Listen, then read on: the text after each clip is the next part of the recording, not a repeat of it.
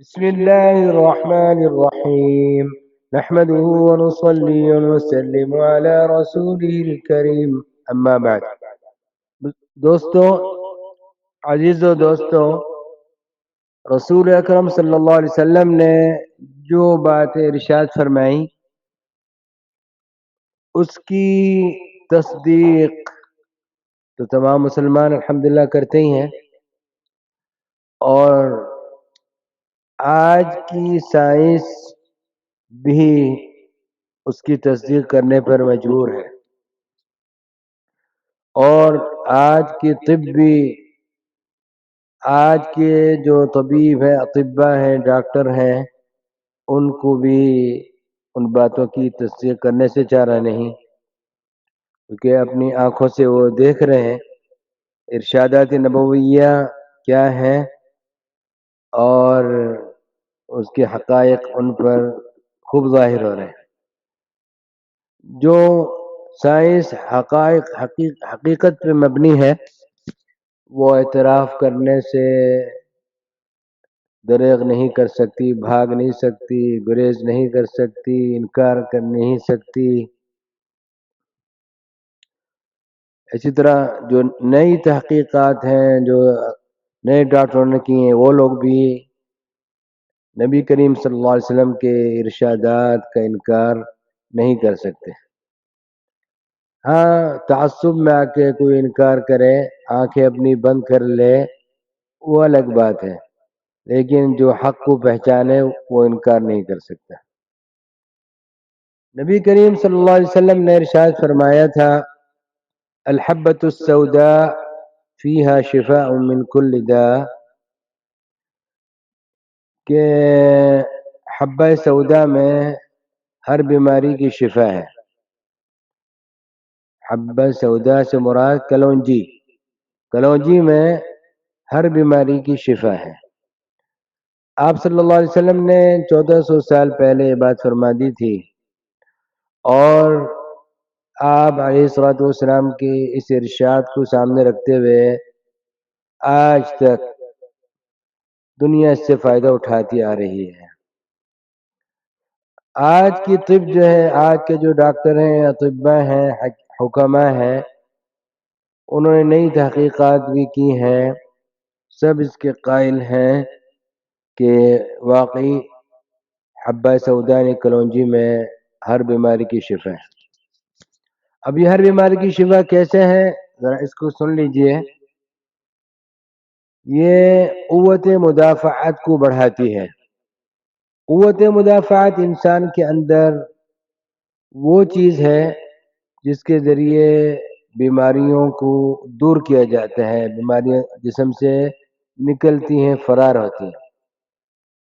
جو بھی دوا کھائی جائے وہ قوت مدافعت سے مل کر اپنا کام کرتی ہے۔ اگر قوت مدافعت نہ ہو تو کوئی دوا کام نہیں کرے گی۔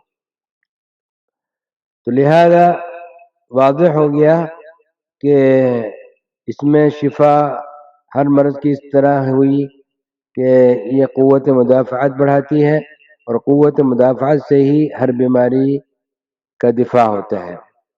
بعض بیماریاں تو قوت دفاع سے دور ہو جاتی ہیں اللہ کے تعالیٰ کے حکم کے ساتھ، اور بعض جو ہیں دوا کے ساتھ مل کر امراض کو دور پھینکتی ہیں اللہ کے حکم سے۔ تو یہ جو آج کی دنیا میں بعض جگہوں میں ایک مرض پھیلا تھا، ابھی بھی ہے بعض جگہوں پر، ایڈز جو ہے، یہ کیا چیز ہے؟ ایڈز جو ہے وہ یہ ہے کہ انسان کے اندر سے قوت مدافعت ختم ہو جاتی ہے، اور انسان کو اگر معمولی سے بھی کوئی مرض لاحق ہو گیا، مثلا سر میں درد ہو گیا، تو اب اس سے شفا نہیں ہوگی، وہ تڑپ تڑپ کر مر جائے گا۔ اس کے اندر سے قوت مدافعت ختم ہو چکی ہے، کوئی دوا اثر نہیں کرے گی۔ تو ڈاکٹر اس بات اور حکماء اس بات کی تاکید کرتے ہیں کہ کھانے پینے میں کلونجی کا استعمال کیا جائے، اور یہ کلونجی بھی خاص مقدار میں استعمال کرنے کو حکماء بتاتے ہیں، اس کی مقدار زیادہ نہ ہو کیونکہ یہ گرم ہوتی ہے، ہر ایک کے مزاج کے مطابق اس کی مقدار حکماء اطباء بتاتے ہیں، تو اسے جو بھی شخص ہے وہ معلوم کر لے کہ اس کے مزاج کے مطابق کتنے دانے روزانہ کھانے چاہیے۔ تو دوستو، آج کی طب بھی یہی کہہ رہی ہے کہ اس کا استعمال کرنا چاہیے، اور یہ بیماریوں کے دفاع کے لیے بہت مفید ہے، اور بہت سی بیماریوں کا علاج جو ہے، جو خاص خاص امراض کا نام لے لے کے ڈاکٹروں نے بتایا ہے، اس میں ایک یہ ہے کہ یہ ایڈز کی بیماری کو اس سے ختم کیا جا سکتا ہے، اور کینسر کو اس سے ختم کیا جا سکتا ہے، اور جو جوڑوں کا درد ہوتا ہے اس سے نجات حاصل کی جا سکتی ہے، اور پیٹ میں جو گیس وغیرہ ہوتا ہے اس سے بھی نجات حاصل ہو سکتی ہے، اور بلڈ پریشر کے مرض میں بھی یہ بہت ہی مفید ہے، اور شوگر کے مرض میں بھی بہت مفید ہے۔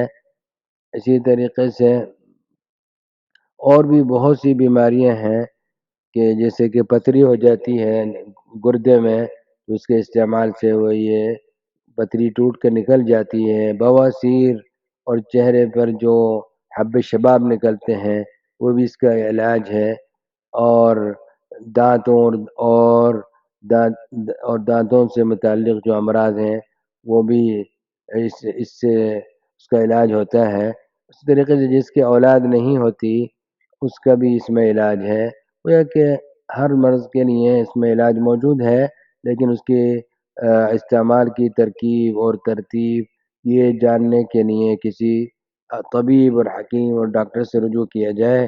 بہرحال اس میں ہر بیماری کی دوا ہے، ہر بیماری کی شفا سوائے موت کے، تو بہرحال یہ سب حضرات اس کا اہتمام کریں، اور پابندی سے اگر استعمال کیا جائے۔ کھانے میں اگر سالن پک رہا ہے تو اس میں کچھ ڈال دی جائے، مستقل استعمال میں لائی جائے تو انسان کے اندر قوت مدافعت باقی رہے گی، جس کی وجہ سے امراض قریب نہیں آئیں گے۔ اگر کوئی بیمار ہوتا بھی ہے تو اس کے اندر قوت مدافعت کی وجہ سے وہ بیماریاں نکلتی رہیں گی، یا پھر دوا اس کے ساتھ مل کے قوت مدافعت سے اس کا علاج ہوتا رہے گا۔